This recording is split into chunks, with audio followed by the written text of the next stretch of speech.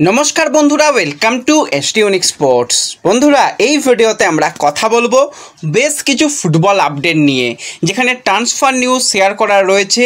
East Bengal তারা অনুশীলন শুরু করে দিয়েছে ডুরান্ড কাপের জন্য। অনুশীলন নিয়ে বেশ কিছু বড় আপডেট তোমাদের সঙ্গে শেয়ার করা, নতুন বিদেশিরা কবে আসছে সেই নিয়েও বেশ কিছু গুরুত্বপূর্ণ আপডেট শেয়ার করা রয়েছে এই ভিডিওতে। তাই ভিডিও শুরু করার আগে একটাই রিকোয়েস্ট, চ্যানেলে যারা প্রথমবারের জন্য এসেছো মনে করে চ্যানেলটাকে সাবস্ক্রাইব করে নিও, তাহলে প্রিয় দলের খেলার সমস্ত আপডেট তোমরা এখানে পেয়ে যাবে। তো চলো আর দেরি না করে ভিডিও শুরু করা যাক। তো শুরুতেই যদি আমরা একটুখানি ইস্টবেঙ্গলের অনুশীলন নিয়ে কথা বলি, যেরকমটা কথা ছিল যে রবিবার বিকেল থেকেই ইস্টবেঙ্গল তারা প্র্যাকটিসে নেমে পড়বে, তো সেই মতোই কিন্তু অস্কার ব্রুজন না আসার জন্য থাংবয় সিংটো সেও কিন্তু ফুটবল ডিরেক্টর সে ছিল, এবং তার সাথে সাথে কোচ হিসাবে দেখা যায় সেখানে বিনো জর্জকে, সহকারী কোচ হিসাবে সন্দীপ নন্দী গোলকিপার কোচ হিসাবে যোগদান করেছে। নতুন ফিজিওরাও তো এসে গেছে, তারাও ছিল। তাদের নিয়ে এবং 16 জন প্লেয়ারকে নিয়ে কিন্তু অনুশীলন শুরু হয়। সেখানে বেশিরভাগ প্লেয়ারই এই মুহূর্তে এসে গেছে, তারা কিন্তু প্রস্তুতি পর্ব নিয়েছে। কারা আসেনি তাদের যদি আমরা কথা বলি, প্রথমেই বলতে হবে গোলকিপার গিল, সে এখনও আসেনি। আনোয়ার আলী আসেনি, নন্দকুমার আসেনি। আর কিছু প্লেয়ার তারা যোগদান করবে, তারা পরবর্তী সময় আসবে। এবার যারা এসেছে তাদের মধ্যে সবথেকে ইন্টারেস্টিং ব্যাপার তোমাদের বেশ কয়েকদিন আগেই শেয়ার করে দিয়েছিলাম যে গিলের ভাই বা দাদা সে কিন্তু আবারও ইস্টবেঙ্গলে আসতে চলেছে।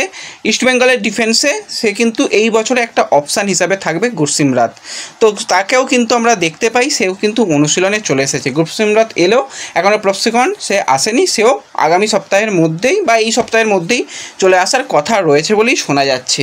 অনুশীলনে যেটা দেখা যায়, নতুন মুখ হিসাবে সেখানে বিপিন ছিল, এডমন্ড ছিল, রামসাঙ্গা ছিল, রায়না ছিল, তারা কিন্তু নতুন মুখ হিসাবে দেখা যায়। রিজার্ভ টিম থেকে 2 জন প্লেয়ার তাদের কিন্তু নিয়ে আসা হয়। সেখানে সুমন লাস্ট সিএফএলের ম্যাচে কাঠ সমস্যার কারণে খেলেনি, সে অনুশীলনে যোগদান করে। এবং ইস্টবেঙ্গলের গোলকিপার গৌরব সাউ সেও কিন্তু যোগদান করে। দেবজিৎ গৌরব দুজনই গোলকিপার হিসাবে ছিল। গিল তো কয়েকদিনের মধ্যেই চলে আসবে। আদিত্য সে মূলত এখন সিএফএল খেলবে, তো সেই জন্য হয়তো তাকে এখন সিনিয়র দলে প্রমোট করার চিন্তাভাবনা নেই, এবং তাকে হয়তো এখন সিনিয়র দলে অনুশীলনে নাও দেখা যেতে পারে। তো এটা গেল অনুশীলনে যেরকম প্রথম দিনের অনুশীলন হয়, হালকা ট্রেনিং সেশন, বল পায়ে অনুশীলন, এগুলোই হয়েছে। আস্তে আস্তে প্লেয়াররা নিজেদের ফিটনেস আরও ফিরে পাবে। প্রত্যেকটা প্লেয়ারকে দেখে কিন্তু খুবই ফিট লেগেছে, তারা যেরকম অনুশীলন করেছে। প্রথম দিনে যে দল ঝিমিয়ে আছে সেরকম কোনো ব্যাপার নয়, দল বেশ চাঙ্গা লেগেছে। অনেক সমর্থকরা গিয়েছিল, কিন্তু সেইভাবে প্লেয়ারদের সঙ্গে যে দেখা করা সেটা কিন্তু সম্ভব হয়নি। আস্তে আস্তে হয়ে যাবে, কোনো রকম অসুবিধা নেই। প্র্যাকটিস চলতে থাকবে এবং প্র্যাকটিসে কারা কীরকম করছে সেই দিকেও আমাদের নজর থাকবে। কিন্তু এই জায়গা থেকেই একটা প্রথমেই চিন্তার কারণ উঠে এসেছে, সেটা হচ্ছে পিভি ভিষ্ণুকে নিয়ে। তো ভিষ্ণু নতুন করে ইস্টবেঙ্গলের সঙ্গে চুক্তি বাড়িয়েছে, সে ইস্টবেঙ্গলের অন্যতম গুরুত্বপূর্ণ প্লেয়ার। তো ভিষ্ণুর কিন্তু হালকা একটু ইনজুরি সমস্যা রয়েছে, খুব সম্ভবত তাকে ডুরান্ড কাপের প্রথম ম্যাচে হয়তো রেস্ট দেওয়া হতে পারে। খুব একটা সিরিয়াস কিছু নয়, তাকে একটু হালকা ট্রেনিংয়ের মধ্যেই রাখা হবে, তাকে হয়তো প্রথম ম্যাচে নাও খেলানো হতে পারে, এরকমটাই চিন্তাভাবনা রয়েছে। তো ইস্টবেঙ্গল বেশ ভালো রকমই লাগছে, তাদের প্রস্তুতি শুরু করে দিল। নর্থ ইস্ট তারাও প্রস্তুতি শুরু করে দিয়েছে। এই দুটো দলের দিকে বিশেষত নজর থাকবে, তারা আসন্ন ডুরান্ড কাপে কীরকম পারফরমেন্স করে, এবং এই দুটো দলের পরবর্তী সময়ে নজর থাকবে যে তারা পুরো বছর কীরকম খেলে। কারণ সবার আগে প্রিসিজন একই দিনে নর্থ ইস্ট সকাল 8টায় শুরু করেছিল, ইস্টবেঙ্গল বিকেল 4টায় শুরু করেছিল, একই দিনে কিন্তু প্রস্তুতি শুরু হয়েছে। তো এবার যদি আমরা ইস্টবেঙ্গলের আনোয়ার আলীরাও তো আসছে, সেগুলোও বলে দিলাম। এবার যদি আমরা একটুখানি বিদেশি প্লেয়ারদের নিয়ে কথা বলি, প্রথমেই আমরা কথা বলবো মোহাম্মদ রাশিদের কথা। তো মোহাম্মদ রাশিদের কিন্তু ভিসার কাজ জন্য সমস্ত পেপার ওয়ার্ক কমপ্লিট হয়ে গেছে। সব কিছু যদি ঠিকঠাক থাকে 17 তারিখে রাত 9টা সাড়ে 9টার দিকে কিন্তু রাশিদ কলকাতায় চলে আসতে পারে বলেই শোনা যাচ্ছে।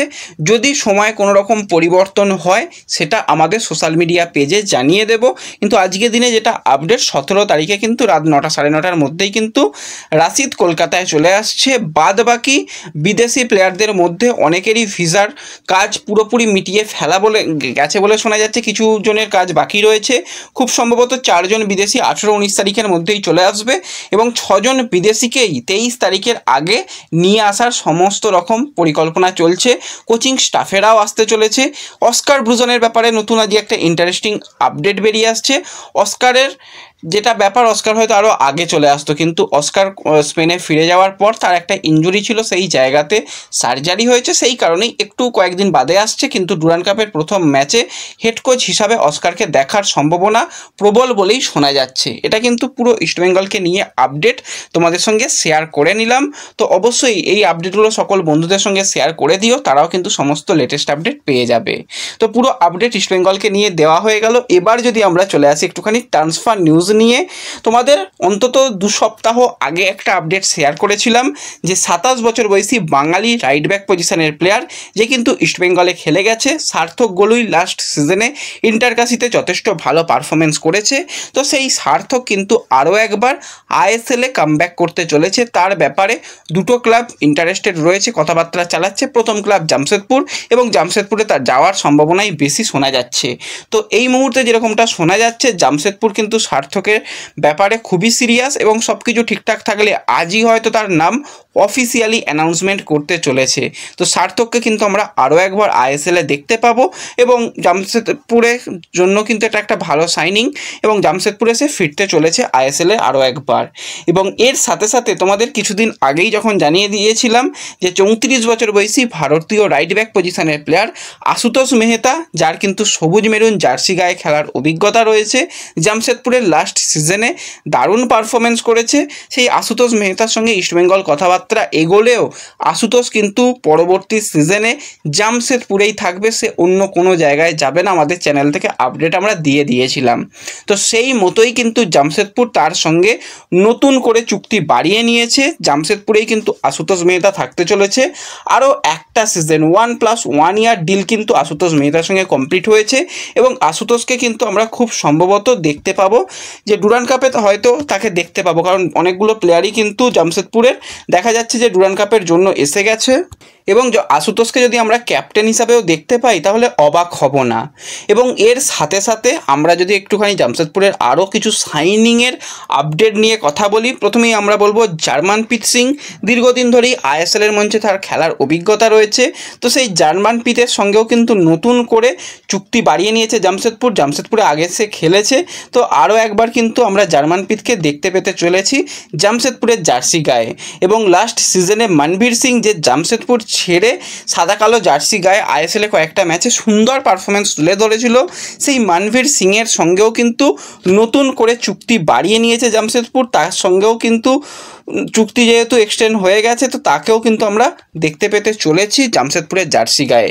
এবং সৌরভ দাস সেও কিন্তু যোগদান করেছে, ঋত্বিক দাস সেও কিন্তু যোগদান করেছে, তাদেরও কিন্তু আমরা দেখতে পাবো ডুরান্ড কাপের মঞ্চে। বেশ কিছু সিনিয়র ফুটবলার তাদের নিয়ে কিন্তু বেশ শক্তিশালীভাবেই জামশেদপুর আসতে চলেছে বলেই শোনা যাচ্ছে। তো এই ভিডিওতে এই আপডেটগুলোই শেয়ার করার ছিল। ভিডিও ভালো লাগলে সকলে একটু লাইক শেয়ার করে দিও, চ্যানেলে প্রথমবারের জন্য এলে চ্যানেল সাবস্ক্রাইব করে নিও। তো দেখা হবে পরবর্তী ভিডিওতে, ধন্যবাদ।